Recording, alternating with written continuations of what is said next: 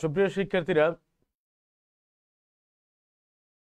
আশা করছি তোমরা যে যেখানে অবস্থান করছো মহান সৃষ্টিকর্তার অসীম রহমতে তোমরা ভালো আছো এবং আমরাও তোমাদের দোয়া এবং আল্লাহর অসীম রহমতে আমরা ভালো আছি। তো আমরা বরাবরই ক্লাস নিয়ে থাকি।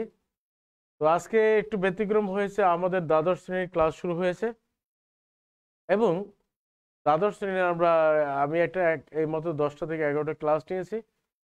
এই জন্য একটু দেরি হয়েছে যে এখন আমি তোমাদের ক্লাসটা নেব।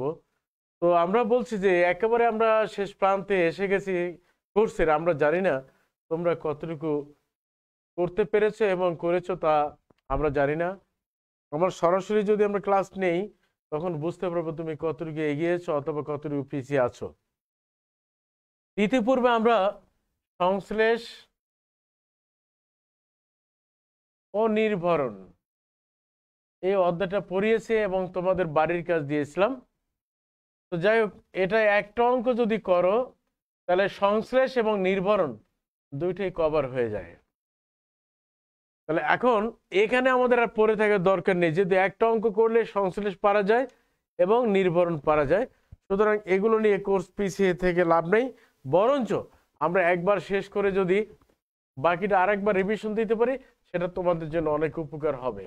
আজকে আমরা পড়াবো বাংলাদেশে প্রকাশিত পরিসংখ্যান। এটা সর্বোচ্চ আমি 5 থেকে 10 মিনিট একটা ক্লাস নেব, তারপর আমরা শেষ করে দেব বাংলাদেশে প্রকাশিত পরিসংখ্যান। আমরা এখান থেকে আজকে কালীন সারি বিশ্লেষণ, এটা আমরা পুরো টাইম সিরিজ ইংলিশে বলে। তাহলে বাংলাদেশে প্রকাশিত পরিসংখ্যান কি? আমরা জানি পরিসংখ্যানের কাজ হলো বিভিন্ন তথ্য উপাত্ত মাঠ পর্যায় থেকে সংশ্লিষ্ট এরিয়া থেকে সংগ্রহ করে নিয়ে এসে সেগুলোকে বিচার বিশ্লেষণ করে গাণিতিক প্রক্রিয়ার মাধ্যমে জনসম্মুখে অথবা অন্য উপায়ে সেগুলো সমাজে বা রাষ্ট্রের জন্য প্রকাশ করা, তাই না? যেমন বাংলাদেশের পরিসংখ্যান ব্যুরো অফ স্ট্যাটিস্টিক্স, বিবিএস। এখন দেখো, এবছর আমাদের শুরু হয়েছে আদমশুমারি ও গৃহ গণনা। এই কাজগুলো করার জন্য লোকবল দরকার আছে। বাংলাদেশের প্রতিটি উপজেলা জেলায় পরিসংখ্যানের অফিস রয়েছে এবং পরিসংখ্যানের কর্মরত এই বিষয়ের উপরে মানে যারা জ্ঞান আছে তাদেরকে ওই পদগুলোতে নিয়োগ দেওয়া হয়েছে। তাদের কাজ কি? দৈনন্দিন তথ্যগুলোকে সংগ্রহ করে এবং সেইগুলো বিবিএস এ পাঠানো, পরিসংখ্যান ব্যুরোতে পাঠানো। পরিসংখ্যান ব্যুরো সেগুলো বিচার বিশ্লেষণ করে সরকারকে মতামত দেয়, সমাজকে ইন্ডিকেট করে সূচকগুলো দিয়ে দেয়, এই সূচকে আপনার অবস্থা নেই, এই সূচকে আমরা এগিয়ে আছি, এই সূচকে আমরা পিছিয়ে আছি।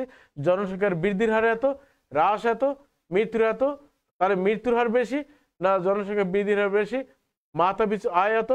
যেমন আমরা স্বল্পোন্নত দেশ থেকে এখন উন্নয়নশীল দেশে আমরা পদার্পণ করেছে এবং সমস্ত সূচকেই অর্থনৈতিক যে মাপকাঠির সূচকগুলো রয়েছে, সেটা মাথাপিছু আয় বলো, সামাজিক অবক্ষয় সূচক বলো, ব্যবসায়িক সূচক বলো, সব কিছুতেই বাংলাদেশ এগিয়ে আছে।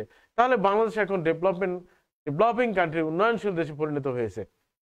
এখন পরবর্তী হলো 41 সালের মধ্যে বাংলাদেশ উন্নত দেশে পরিণত হবে ইনশাল্লাহ।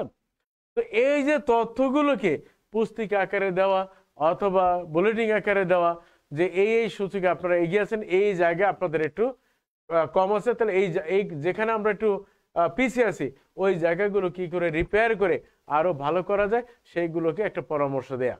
তা বাংলাদেশে প্রকাশিত পরিসংখ্যানের বিভিন্ন তথ্যগুলোকে পুস্তিকা আকারে প্রকাশ করে, এগুলোকে আমরা বলি বাংলাদেশে প্রকাশিত পরিসংখ্যান। সেটা সরকারি পর্যায়ে হতে পারে অথবা বেসরকারি পর্যায়ে হতে পারে।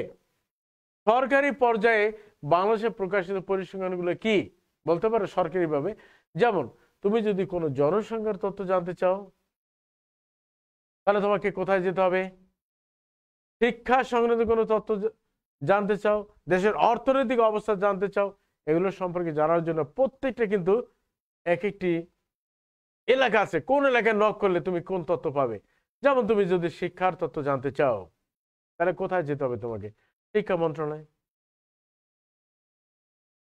উচ্চ মাধ্যমিক উচ্চ শিক্ষা অধিদপ্তরে যেতে হবে, তাহলে প্রাইমারি অধিদপ্তরে যেতে হবে। তাহলে প্রাইমারি অবস্থান কি, কত পার্সেন্ট ছেলে মেয়ে ভর্তি হয়, শেষ পর্যন্ত কতজন থাকে, ঝরে পড়ার হার কত, কেন তারা ঝরে পড়ছে, এগুলো তুমি খুঁজে বের করতে পারবে। আবার মাধ্যমিক স্তরে, প্রাইমারি থেকে মাধ্যমিক স্তরে কতজন আসে এবং সেখান থেকে কতজন ঝরে যায়, আর কতজন শেষ পর্যন্ত এসএসসি পাস পর্যন্ত থাকে।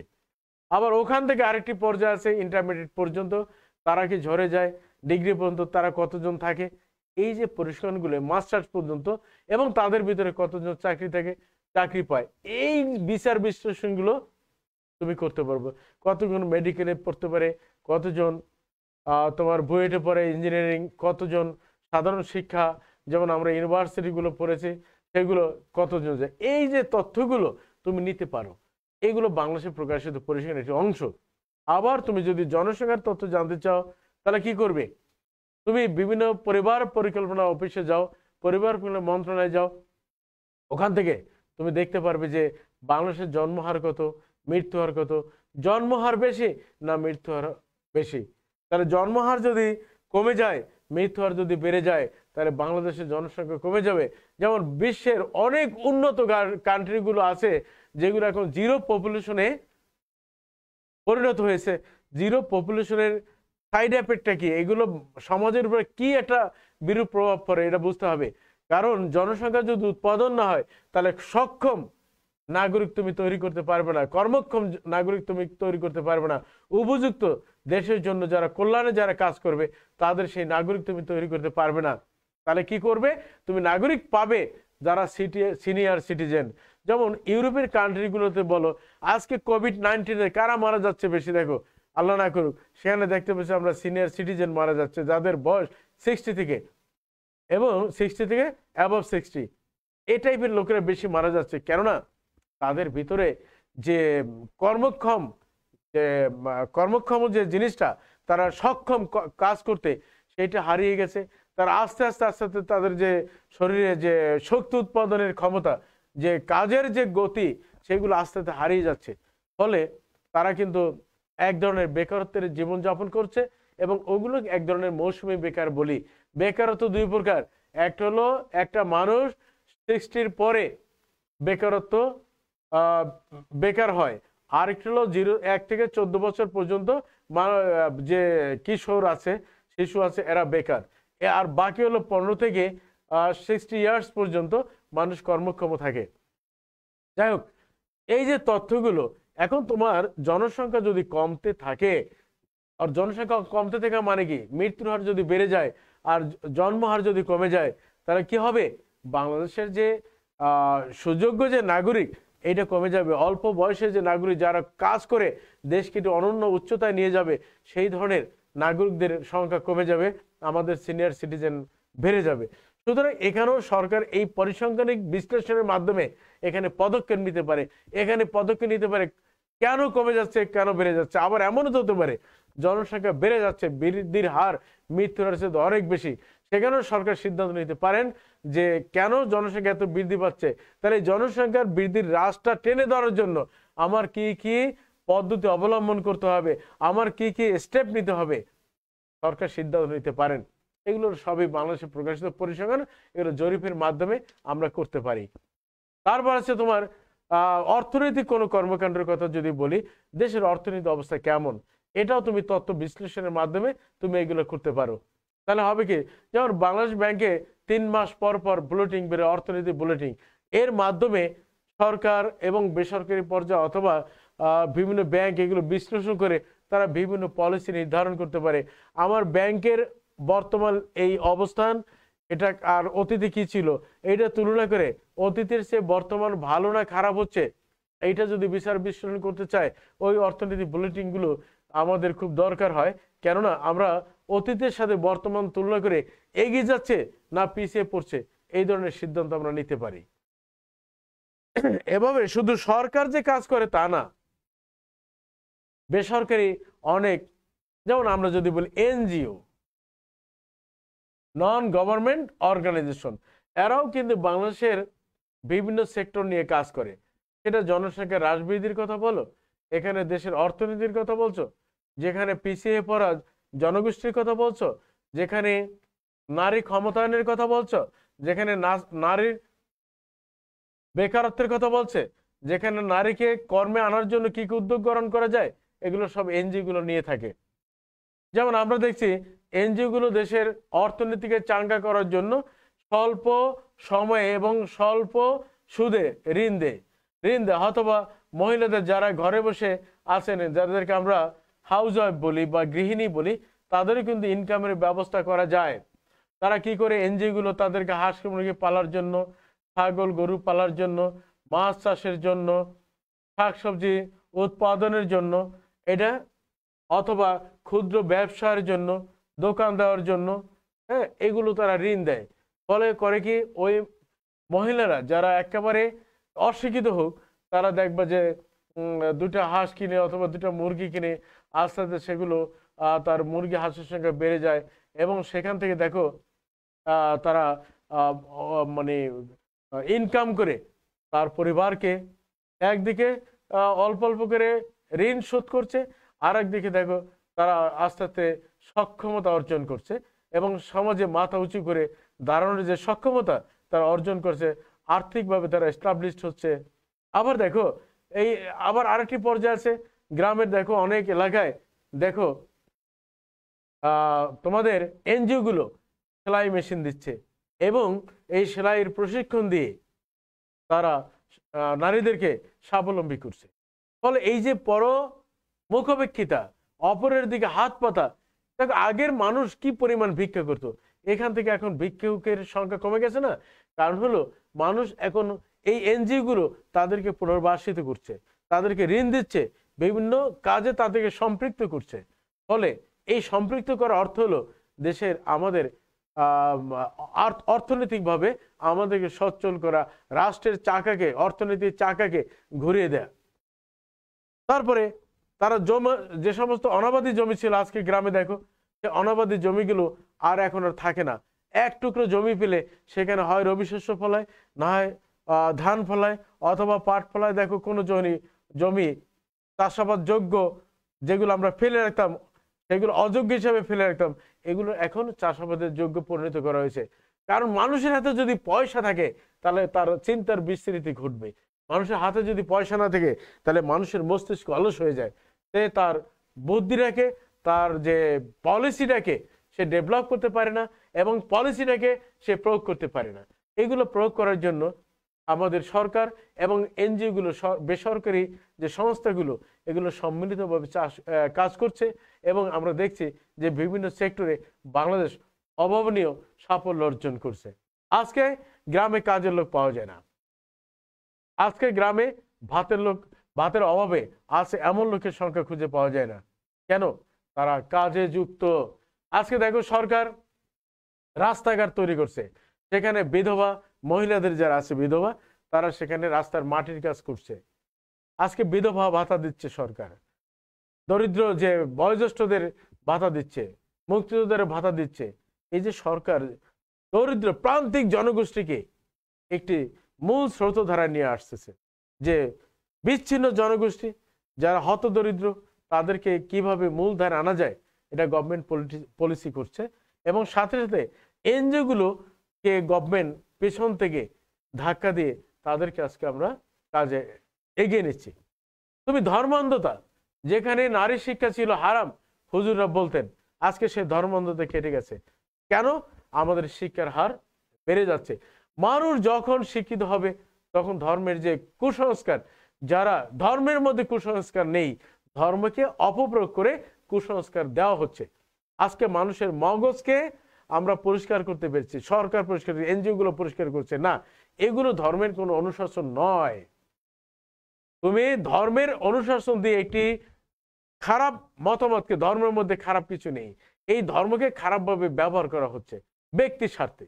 এগুলো করে আমাদের নারী জাতিকে পিছিয়ে রাখছে, যে তাদেরকে শিক্ষা দেওয়া যাবে না, তাদেরকে ঘরে বন্দি করে রাখতে হবে। আজকে কিন্তু সেগুলো নেই। শিক্ষার আলো একেবারে গ্রাম পর্যায়ে প্রত্যন্ত অঞ্চল পর্যন্ত পৌঁছে গেছে।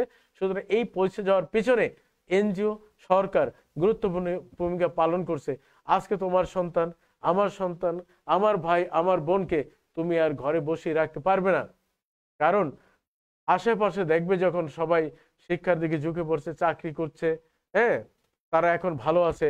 সুতরাং কোনো মানুষকে অল্প সময়ের জন্য বোকা বানিয়ে রাখা যায়, কিন্তু দীর্ঘ সময়ের জন্য বোকা বানাতে গেলে যে বানাবে সেই বোকায় পরিণত হয়। সুতরাং আমাদের এই সেক্টরগুলোতে সরকার এবং বেসরকারি সংস্থাগুলো কাজ করছে এবং ঋণ সুবিধাগুলো দিচ্ছে, ব্যাংক দিচ্ছে, বেসরকারি সরকারি ব্যাংকগুলো দিচ্ছে। ফলে মানুষ কিন্তু মূল স্রোত দ্বারায় উন্নয়নের ধারায় মানুষ চলে আসছে। এগুলো হলো বাংলাদেশে প্রকাশিত পরিসংখ্যান। তোমরা যদি একবার দুবার যদি একটু রিডিং পড়ো তাহলে ইনশাল্লাহ তোমরা এগুলো পারবে। এগুলো নিয়ে এত কথা বলার দরকার নেই। যেমন এখানে প্রশ্ন আসে, বাংলাদেশে প্রকাশিত পরিসংখ্যান কি? বাংলাদেশ ব্যুরো অফ স্ট্যাটিস্টিক্স এর কার্যক্রমগুলো ব্যাখ্যা করো। তাহলে ব্যুরো অফ স্ট্যাটিস্টিক্স কি? আমরা বলেছি বিবিএস। বিবিএস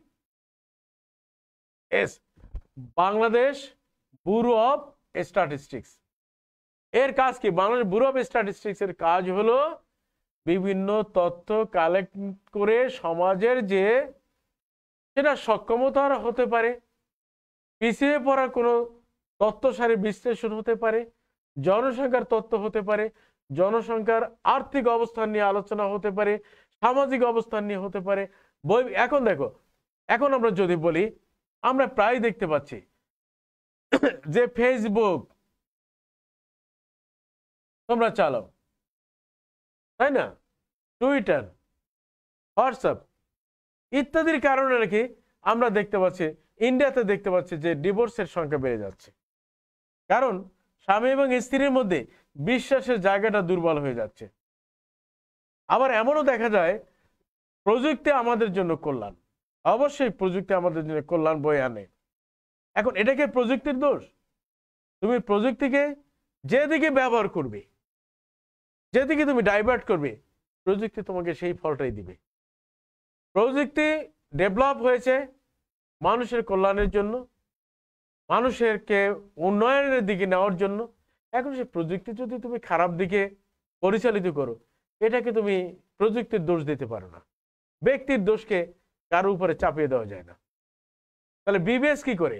সরকারকে পরামর্শ দেয়, সরকারকে বিভিন্ন তথ্য দিয়ে সাহায্য করে, এনজিও গুলোকে সাহায্য করে, ভালো মন্দ কোনটা ভালো কোনটা মন্দ এই ধরনের তথ্য বিশ্লেষণ করে, তথ্য কালেক্ট করে, তথ্য বিশ্লেষণ করে ফলাফল প্রদান করে এইটা একটা সরকারকে দিয়ে দেয়। সুতরাং বাংলাদেশ ব্যুরো অফ স্ট্যাটিস্টিক্স, এখন দেখো আমরা দেখছি যে এই ফেব্রুয়ারি মাসে পরিসংখ্যান দিবস পালিত হবে রাষ্ট্রীয়ভাবে। এটা একটা ভালো দিক। কেননা রাষ্ট্রীয়ভাবে পরিসংখ্যানকে যদি দিবসকে পালন করা হয় তাহলে পরিসংখ্যান কি জিনিস, পরিসংখ্যানের কর্মফলটাকে জনগণের দোরগোড়ায় পৌঁছে দেওয়া যাবে।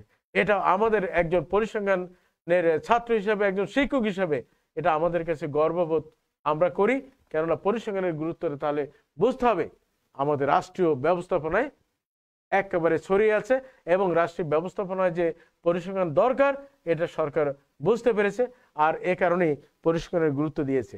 আমরা যদি এদেশের কথা না চিন্তা করে উন্নত কান্ট্রিগুলোকে যদি বিবেচনা করি, দেখো সেখানে পরিসংখ্যানের গুরুত্বটা যে কত বেশি সেটা আমরা এই দেশে বুঝতে পারি না।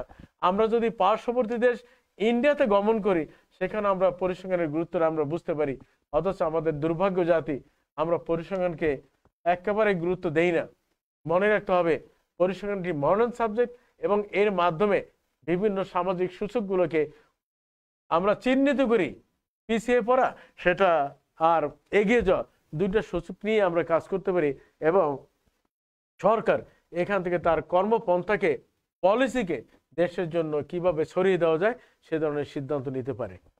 তো এটা প্রিয় শিক্ষার্থীরা আমি খুব দ্রুত বলেছি, এবং এটার পেছনে এটা দিয়ে আমরা খুব একটা আনসার করাই না। আমরা সর্বদাই বলি যেখানে গাণিতিক আছে সেখানে তুমি আনসার করবে, আর একান্ত যদি প্রয়োজন হয়, এখনো পারছি না, তখন হয়তোবা মন্দের ভালোর জন্য ওদিকে এগোবো। আমরা এদিকে না গিয়ে আমরা শুধু আমরা নম্বর তুলতে চাই, নম্বর পেতে চাই, একটি নম্বর যেন আমার পকেট থেকে পড়ে না যায়, হারিয়ে না যায়, সে চিন্তাটা আমরা সর্বদাই করব। যাই হোক, একটু ওইটা রিডিংটা পড়ে নেবে। আমরা আজকে পড়ব কালীন সারি। কালীন অর্থ সময়, সারি অর্থ সাজানো। তথ্যগুলোকে সময়ভিত্তিক সাজিয়ে, পরিসংখ্যানিক তথ্যগুলোকে সময়ের সাপেক্ষে সাজিয়ে যে সারণী পাওয়া যায় তাকে আমরা কালীন সারি বলি। যেমন তুমি যদি মনে করো 2000 সনে ধানের ফলন, 2001 সালে ধানের ফলন, 2002 সালে ধানের ফলন, এটা যদি আমরা বলি, এভাবে যদি আমরা বলি 2010 সালে ধানের ফলন কেমন হয়েছে, তাহলে সুবিধা কি দেখো, 2010-এ 2000 সালে এবং 2001 সালে ধানের ফলনটা কেমন হয়েছে এটা কিন্তু তুমি তুলনা করতে পারো। তার মানে কি 2000 সালে ভালো হয়েছিল না 2001 সালে ভালো হয়েছিল, 2001 সালে ভালো হয়েছিল না 2002 সালে ভালো হয়েছিল, এবং ভালো কেন হয়েছিল, খারাপটা কেমন হলো, এই এই বিচার, এই জায়গাগুলোকে তুমি খুঁজে বের করতে পারো, তাই না? সুতরাং এই যে তুলনা করা, সময়ের সাপেক্ষে পরিসংখ্যানিক কোনো তথ্যকে তুলনা করার নামই হলো কালীন সারি। অন্যভাবে যদি বলি, তোমার ঢাকা কলেজের উদাহরণ দিয়ে আমরা যদি বলি যে 2016 সালের রেজাল্ট, 2017 সালের রেজাল্ট, 2018 সালের রেজাল্ট, 2019 সালের রেজাল্ট, 2020 সালের রেজাল্ট, এটা যদি আমরা তুলনা করি তাহলে আমরা দেখতে পারি 2000 কোন সালে সবচেয়ে ভালো রেজাল্ট হয়েছে এবং কেন হয়েছে, এবং যদি খারাপ হয়ে থাকে কেন খারাপ হয়েছে সেগুলো। যেমন একদিকে সফলতার কথা বিবেচনা করতে পারি, কোন ধারাটিতে কোন কারণে আমরা সফলতা অর্জন করলাম, এবং এই সফলতাকে আরো বেগবান করার জন্য, ভবিষ্যতে আরো ভালো করার জন্য এটা অনুপ্রেরণা হিসেবে আরো কি কি পলিসি নির্ধারণ করা যায়, আরো ভালো করার যে অনুপ্রেরণা তৈরি করা যায়, সেই জায়গাগুলো আমরা খুঁজে বের করতে পারি। আর খারাপ হয়ে থাকলে খারাপের পিছনে অনুসন্ধান করা যায়, কেন খারাপ হয়েছে, পেছনে কারণ কি, কোন জায়গায় আমাদের দুর্বলতা রয়েছে, সেই দুর্বল জায়গাগুলো যদি আমরা রিপেয়ার করতে পারি তাহলে কিন্তু আমরা আবার ওভারকাম করতে পারবো সেই দুর্বলতাগুলোকে, আমরা এগিয়ে যেতে পারবো আমাদের সামনের জায়গাগুলোতে।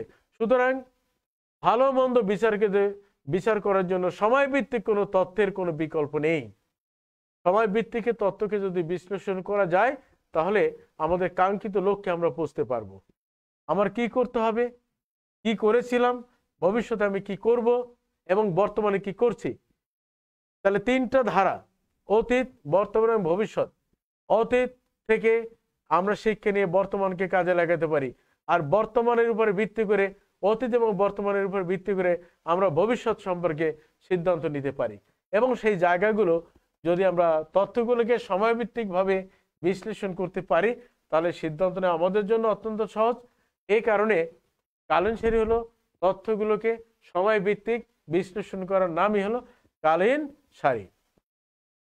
কালীন সারির দুইটি মডেল আছে।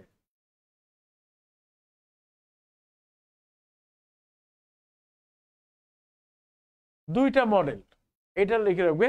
যদি অবজেক্টিভ আসে যে কালীন সারির মডেল করি তাহলে তুমি দুইটা লিখবা। দুইটা, একটা কি যোজন মডেল, আরেকটা হলো গুণন মডেল। তাহলে দুইটার মধ্যে কে ভালো? যোজন মডেল এবং গুণন মডেল। আমরা একটা মডেল লিখি y = t যোগ s যোগ c যোগ i, আর y = t into s into c into i। দেখো, যোজন মডেলগুলো দিয়ে প্রথমে যখন কালীন সারির ধারাগুলো বিশ্লেষণ করে তখন এই যোজন মডেলগুলো তারা ব্যবহার করতে, কিন্তু দেখা যায় এই উপাদানগুলো চারটা, কিন্তু উপাদান, এই চারটা উপাদান একটার উপর আরেকটা কোনো প্রভাব বিস্তার করে না, ফলে এই যোজন মডেলটা আমরা ব্যবহার করি না। যেহেতু এটা গুণ, তার মানে টি এস এর উপরে এস, সি এর উপরে সি, আই এর উপরে একটা আরেকটার সাথে রিলেটেড, এজন্য একটার উপর আরেকটা প্রভাব বিস্তার করে, এজন্য আমরা গুণন মডেলটাই আমরা বেশি ব্যবহার করি। তাহলে এই গুণন মডেলটা কি কি উপাদান নিয়ে গঠিত হয়েছে? টি মানে হলো ট্রেন্ড, এটা মানে একটা সোজা একটা অধ্যায়, এটাকে বাংলায় বলি দীর্ঘকালীন প্রবণতা। এস সিজনাল ভেরিয়েশন, এটাকে আমরা বলি ঋতুগত ভেদ। C cyclical fluctuation,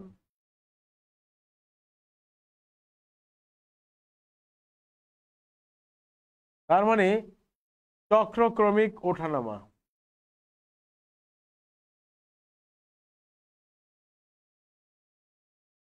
R I হলো ইরেগুলার ভেরিয়েশন, এটাকে বলে অনিয়মিত ভেদ। তাহলে যদি বলে কালীন শ্রেণীর মডেল কয়টা, তাহলে তোমরা বলবে কালীন শ্রেণীর মডেল হলো দুটি, একটা হলো যোজন মডেল আর একটা হলো গুণন মডেল। আর যদি বলে কালীন শ্রেণীর উপাদান কয়টি, তাহলে কালীন শ্রেণীর উপাদান চারটি, একটি হলো দীর্ঘকালীন প্রবণতা, দুই ঋতুগত ভেদ, তিন চক্রক্রমিক ওঠানামা, চার অনিয়মিত ভেদ। আমরা এই চারটা জিনিস নিয়ে একটু আলোচনা করব, তাহলে তোমরা ভালো করে বুঝতে পারবে।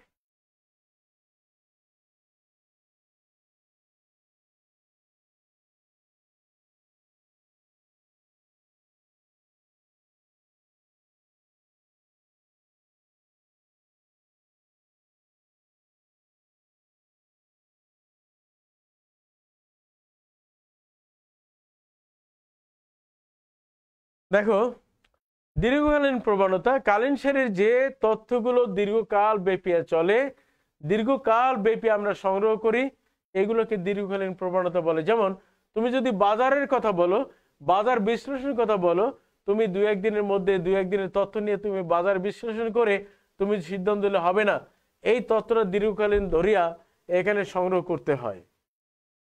যেমন তুমি যদি কোনো দ্রব্যের খুচরা মূল্য বিবেচনা করো, তাহলে হুট করে দু একদিনের মধ্যে দু একটা তথ্য নিয়ে তুমি হবে না, আজকের কালকের বাজার দেখলে হবে না, মিনিমাম 10 বছরের সময় ব্যাপিয়া, 10 বছর পরে তথ্য পাওয়া যায় না, এটার মিনিমাম একটি 10 বছর সময় লাগে।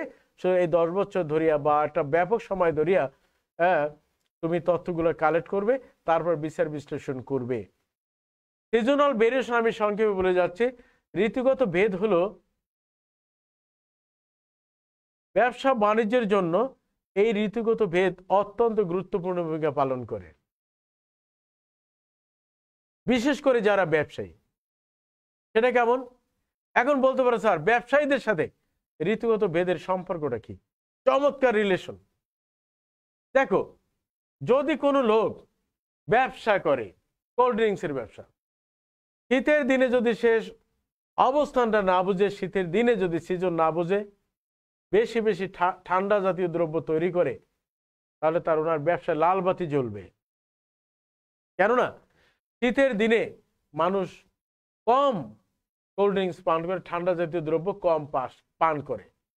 এজন্য উনি ব্যবসা যদি না বুঝে, সিজনকে যদি না বুঝে উনি বেশি বেশি ঠান্ডা জাতীয় দ্রব্য তৈরি করে, তাহলে ওনার দ্রব্য চলবে না, ফলে উনি ব্যবসায় লস খাবেন। আবার উনি যদি তার উল্টাটা করে, শীতের দিনে যদি পাতলা কাপড় তৈরি করে আর গরমের দিনে যদি মোটা কাপড় তৈরি করে, তাহলে ওনার ব্যবসা চলবে না।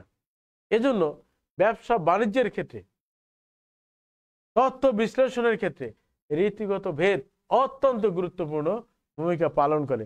তোমাদের পরীক্ষা আসে শীতের দিনে গরম কাপড়ের চাহিদা বেড়ে যায়, এটা কালীন শ্রেণীর কোন উপাদান? দীর্ঘকালীন প্রবণতা, ঋতুগত ভেদ, চক্রক্রম ওঠানামা আর অনিয়মিত ভেদ। তোমরা উত্তর দেবে কি? ঋতুগত ভেদ। গেল এটা। চক্রক্রমিক ওঠানামা এর চমৎকার উদাহরণ হলো শেয়ার বাজার। শেয়ার বাজার আমরা কখনো দেখি আকাশচুম্বী বৃদ্ধি, আবার মানুষ যখন আশান্বিত হয় যে আমি কিছু শেয়ার করব, শেয়ার কিনবো এবং আমি কিছু এখানে ব্যবসা বাণিজ্য করে আমার পরিবারকে ভালো করে চালাবো, ঠিক বিনিয়োগ করলো, পরের দিন আবার বিশাল এক অঙ্কের লস খেয়ে তারপরে রাস্তায় নামে, অথবা জমি বিক্রি করে, স্বর্ণ বিক্রি করে এই লোনের টাকা পরিশোধ করে। এই বাজারটার উপরে আমাদের কোনো বিশ্বাস নেই। হঠাৎ উঠতেও পারে, কেউ ধনী হয়ে যেতে পারে, আবার কেউ গরিব হয়ে যেতে। এখন এখানে সমস্যাটা কি, হুজুকেও আমরা বাঙালি, আমরা হুট করে ব্যবসায় নেমে যাই, কিন্তু কোন শেয়ারটি কিনবো, কোনটা আমি কিনবো না, তার ফান্ডামেন্টাল অবস্থান কি, এগুলো আমরা বিচার বিশ্লেষণ করি না। না করার কারণে আমরা লস খাই। লস খেয়ে কি করি, সরকারকে দোষারোপ করি, কোনো সংস্থাকে দোষারোপ করি না। শেয়ার বাজার আপনাকে সরকার যেতে বলে নাই, তোমাকে সরকার যেতে বলে নাই, তুমি জেনে শুনেই গিয়েছো। সুতরাং ফান্ডামেন্টাল যে জিনিসগুলো তোমাদের জানা দরকার, আপনার জানা দরকার, সেগুলো না জেনে আমি বিনিয়োগ করেছি। সুতরাং এখানে লস খেলেও মেনে নিতে হবে, লাভ হলেও মেনে নিতে হবে। গেল অনিয়মিত ভেদ। এবার আসো এবার ইরেগুলার ভেরিয়েশন। অনিয়মিত ভেদ কোথায় পাওয়া যায়? এটা পাওয়া যায় একমাত্র যে জিনিসের উপর আমাদের কোনো হাত নেই, যে জিনিসগুলোর উপর আমাদের কোনো হাত নেই, নিয়ন্ত্রণ নেই, সেখানে অনিয়মিত ভেদ হয়। যেমন প্রকৃতি, বৃষ্টি কখন হবে, কৃষকেরা জমি চাষ করবে, ফসল ফলাবে, বৃষ্টি দরকার, বৃষ্টি হচ্ছে না, কখন হবে ওই কৃষকেরা বুঝতেও পারেন না। এগুলোকে অনিয়মিত হতেও পারে, নাও হতে পারে, এগুলোকে আমরা বলি অনিয়মিত ভেদ, ইরেগুলার ভেরিয়েশন। আমরা ছোটবেলায় দেখেছি বৃষ্টির জন্য মানুষ তো স্বাভাবিকভাবে পশ্চিম দিকে ফিরে নামাজ পড়ে, এবং এই বৃষ্টির জন্য মানুষ যদি আমরা দেখি মোনাজাত দেয়, এভাবে দেয়, হাতটা এদিকে ঘুরায়। আর বৃষ্টির জন্য মানুষ মোনাজাত দেয় পূর্ব দিকে ফিরে, আর মোনাজাত দেয় উল্টা, এভাবে। এটা তাদের বিশ্বাস। এগুলো করলে হ্যাঁ, যে যে কি বলে, যে বিপদগুলো কেটে যাবে, দুর্বৃত্তায়ন চলে যাবে, এবং তাদের ভাগ্য সুপ্রসন্ন হবে, তাই না? এখন এগুলো বিশ্বাসের ব্যাপার। এবং বৃষ্টিপাত হবে। অনেক সময় ধানের পোকা হয়, ধান নষ্ট করে দেয়, তারা দোয়া পড়ায়, হুজুরে নিয়ে মিলাদ পড়ায়, আবার উল্টা মোনাজাত দেয়, হে আল্লাহ আমার ফসলকে নষ্ট করো। এগুলো ধর্মীয় বিশ্বাসের উপরে। এখন এগুলো আসলে হবে কিনা সেটা ব্যাপার। অনিয়মিত বেদনেই হতে পারে, নাও হতে পারে, তাই না? এই যে আমরা যেটা বলছি যে বৃষ্টিতে এখন জমি চাষ করা দরকার, প্রচুর একেবারে জমি ফেটে চৌচির হয়ে গেছে, এখন ওখানে তো পানির দরকার, কোথাও পানি নেই, খালে নেই, বিলে নেই, কোথাও পানি নেই, এখন পানির দরকার। এখন বৃষ্টি কখন হবে তুমি কি বলতে পারো? আবার তুমি ফসল ফলিয়েছো, ভালো হয়েছে, প্রচুর বৃষ্টি হচ্ছে, এখন এই বৃষ্টি কখন চলে যাবে, কখন থাকবে, তা তুমি কি বলতে পারো? এগুলো অনিয়মিত ভেদ, এগুলো সৃষ্টিকর্তার উপরে, প্রকৃতির উপর নির্ভরশীল। ওকে, তাহলে আমরা 4টা উপাদানকে বর্ণনা করেছি।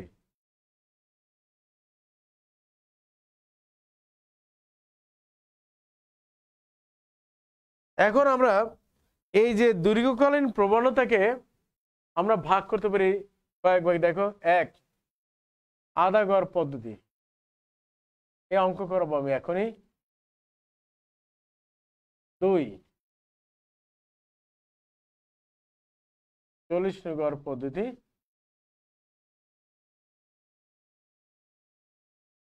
3 ন্যূনতম বর্গ পদ্ধতি। এই দুইটাই মূলত আমরা পড়াবো, ন্যূনতম আমরা পড়াবো না। আধা গড় পদ্ধতি হলো যে তথ্যগুলো তোমাকে দেওয়া থাকবে, সেই তথ্যগুলোকে তুমি মধ্যবর্তীটি মান ধরে উপরেগুলো যোগ করে এটি গড় বের করবে, আর নিচের গুলোকে ব্যবহার করে আরেকটি গড় ব্যবহার করবে। এখন এখানে বুঝতে হবে তথ্যগুলো জোড় না বিজোড়। আমি কতগুলো লিখছি, যেমন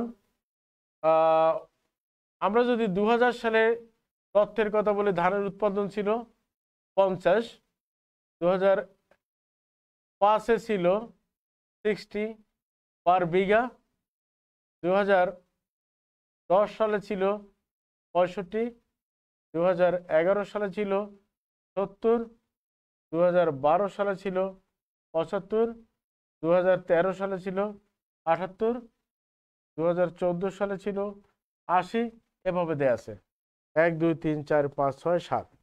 এখন যদি বলে আধা গড় পদ্ধতির মাধ্যমে কালীন সারির তথ্যগুলোকে বিশ্লেষণ করো।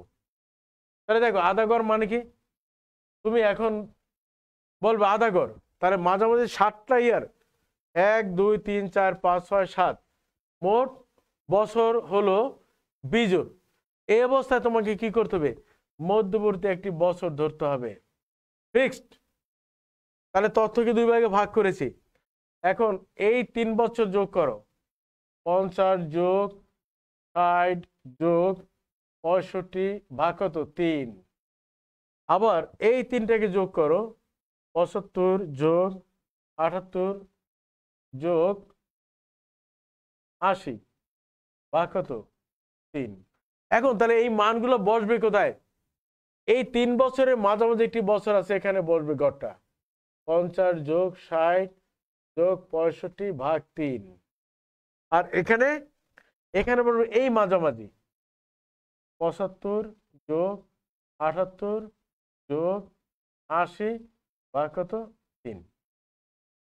তাহলে মোট তথ্য সংখ্যা যদি বিজোড় হয়, তাহলে আধা গড় পদ্ধতিতে যদি কালীন সারি বিশ্লেষণ করতে চাও, তাহলে তোমাকে বিজোড় বছরের জন্য মধ্যবর্তী একটি বছর ধরে ওই বছরের মাধ্যমে তথ্যকে 2 ভাগে ভাগ করতে হবে।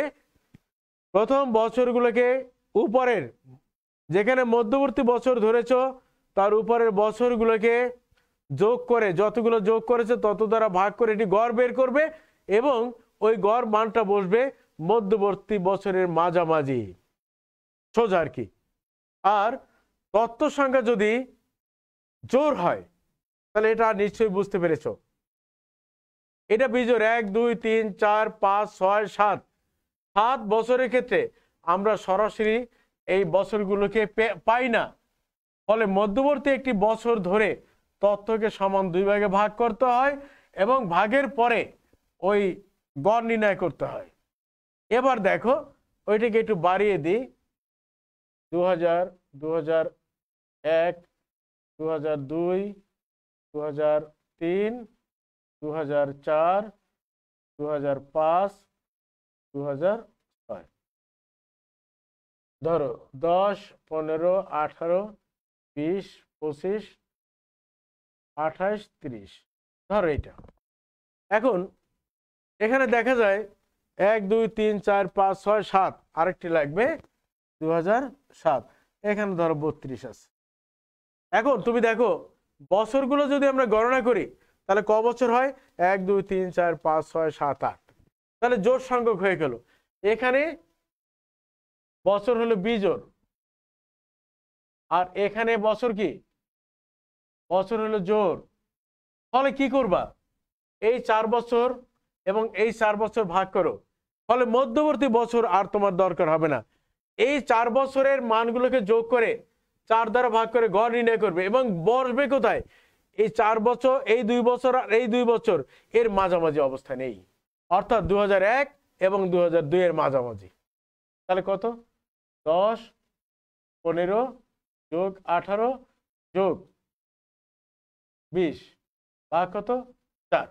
আবার তাহলে এইটা গেল, এখানে মাঝামাঝি বছর কোনটা, এইটা, তাহলে কত, 25 যোগ 28 যোগ 30 যোগ 32 ভাগ কত, 4।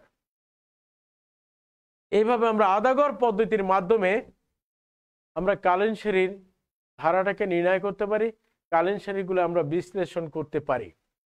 ঠিক আছে, তাহলে কি হচ্ছে, এইটা হলো আধা গড়। আবারও বলছি, আধা গড় পদ্ধতিতে তোমাকে যদি বলি কালীন সারির ধারাটা বিশ্লেষণ করো, তাহলে যে তথ্যগুলো নিশ্চয়ই দেওয়া থাকবে, এই ছকগুলো আমার দেওয়া থাকবে, সময় ভিত্তিক যে পরিমাপগুলো দেওয়া থাকবে, এই পরিমাপগুলো তুমি পেয়েই দেখবে তোমার যে সন ভিত্তিক যে মানগুলো দেওয়া আছে সেই সনটা গুণে দেখবা জোড় না বিজোড়।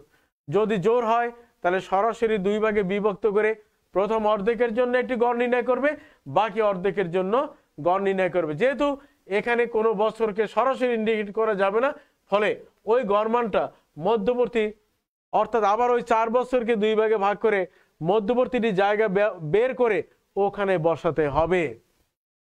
এখন যদি তোমাকে যদি আরো একটু বলে দিতাম, তখন কি করতে, 2008 আর 2009 ধরো, এবার কি করতে, 1 2 3 4 5 6 7 8 9 10 এবার তাহলে 5টি করতে। এখন দেখো 5টি বছরের জন্য যখন করবে তখন কিন্তু মধ্যবর্তী বছর পাওয়া যায়, তখন বসবে ওই গড় মানটা এখানে। জোড় সংখ্যার ক্ষেত্রে মধ্যবর্তী কোনো বছর পাওয়া যায় না, ফলে অর্ধেক অর্ধেক ভাগ করে, অর্থাৎ যে বছরগুলোকে আমি যোগ করে গড় মান বের করলাম সেই বছরের অর্ধেক ভাগ করে ওই মধ্যবর্তী অঞ্চলে বসাতে হয়। আর যেহেতু আমরা 10 বছর যখন থেকেছে তথ্যগুলোকে 2 ভাগে ভাগ করেছি, প্রথম ভাগে 5টি, দ্বিতীয় ভাগে 5টি। এই 5টি যোগ করে যখন 5 দ্বারা ভাগ করে গড় বের করব তখন দেখা যায় মানটি তাহলে গড় মানটা কোন মাসে কোন বছরে বরাবর বসবে তখন বুঝতে হবে মধ্যবর্তী। তাহলে আমরা যদি এই 2 সালকে মধ্যবর্তী ধরি আর 5 বছরের জন্য নির্ণয় করি তাহলে এখানে 2 এখানে 2, তাহলে এখানে বসাই দিলেই তো হয়। অনুরূপভাবে তুমি যদি এখানেও চিন্তা করো তাহলে এখানে এই 5টা যোগ করে এই মানগুলোকে 5টা যোগ করে তাহলে তুমি যদি গড় করো তাহলে সেটা বসবে কোথায়? 1 2, নিচের দিকে 1 2, তাহলে মধ্যবর্তী বছর পাওয়া গেছে। আর মধ্যবর্তী বছর যদি পাওয়া না যায় তাহলে বছরের মাঝখান দিয়ে যাবে, সেটা হলো জোরের জন্য আমরা বলেছি। গেল আধা গড় পদ্ধতি।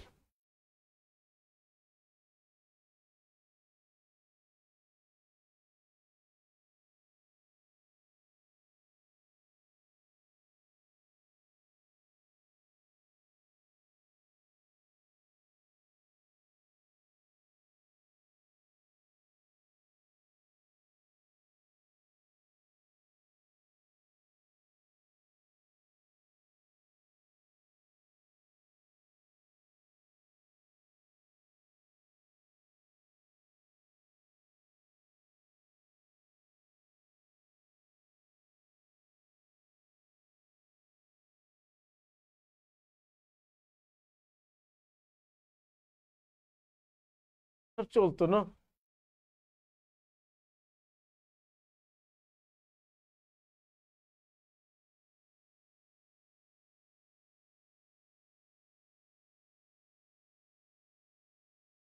প্রিয় শিক্ষার্থীরা,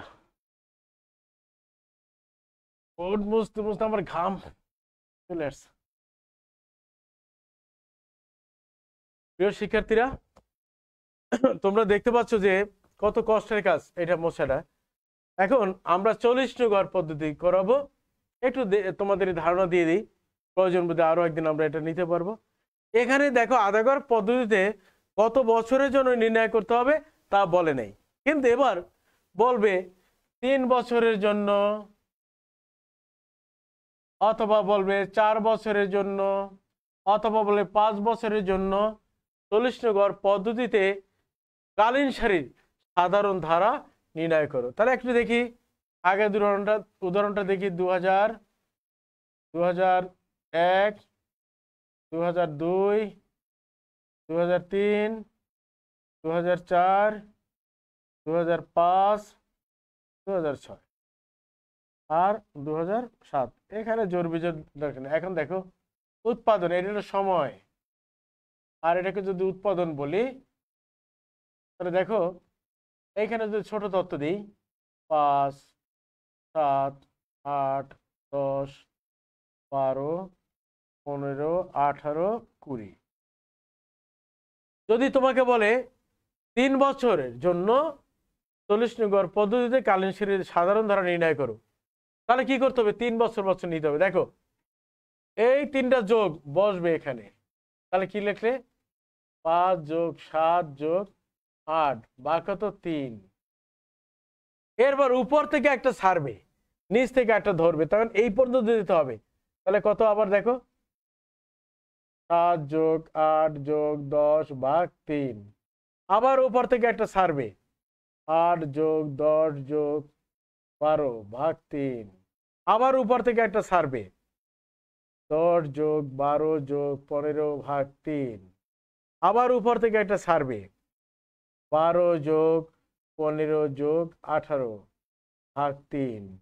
আবার উপর থেকে একটা ছাড়বে, 15 যোগ 18 যোগ 20। আবার উপর থেকে একটা ছাড়বে। দেখো নিচে আর উপর 15 নেওয়ার পর নিচে আর 3টা নাই, ফলে এখানে কাজটি শেষ। বুঝতে পেরেছো? 3 বছর বলেছি, তাহলে 3 বছর নাও, 5 যোগ 7 যোগ 8 নিয়েছো, ভাগ 3, উপর থেকে একটা ছাড়বে, আবার নিচে 3টা কিন্তু থাকতে হবে, তাহলে উপর থেকে 5 বাদ দেবো, যেহেতু ওটা কাউন্ট হয়ে গেছে।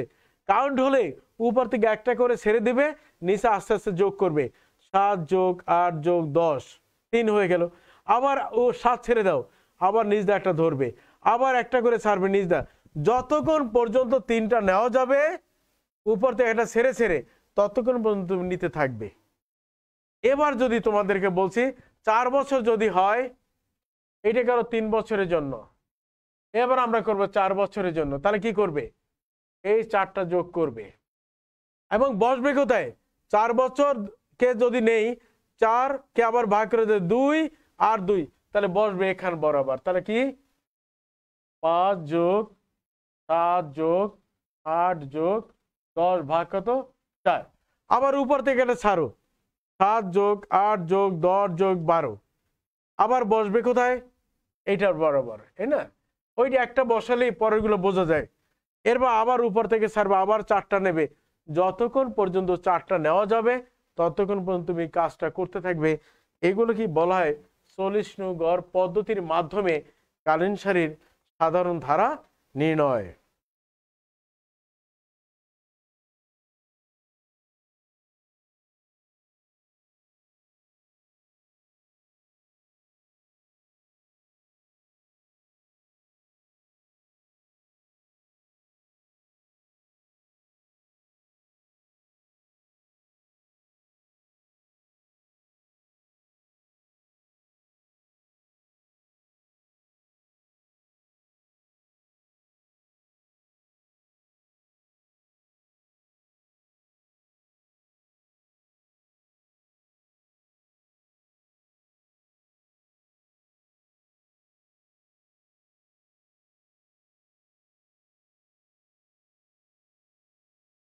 প্রিয় শিক্ষার্থীরা, আজকে আমরা ক্লাস নিলাম, তো আবার দেখা হবে। আজকে কিন্তু 2টা ক্লাস নিয়েছি আমরা, আমি নিয়েছি 2টা, একটা হলো দ্বাদশের জন্য আর একটা নিলাম একাদশের জন্য। গতবার আমরা দ্বাদশ দিয়ে শুরু করেছিলাম, তো ওদেরও আমরা ফার্স্ট পেপার পড়িয়েছি, এরপরে পরপরই আমার 10টা থেকে 11টা পর্যন্ত ওটা ছিল, এরপরে তোমাদের সাথে আমার ক্লাস। আশা করছি আমার সাথে ছিলে যারা ভালো শিখেছো, এবং আরেকবার আমরা এটা করাবো। তো তোমরা ভালো থেকো, সুস্থ থেকো, শুভকামনা থাকলো তোমাদের জন্য। ধন্যবাদ।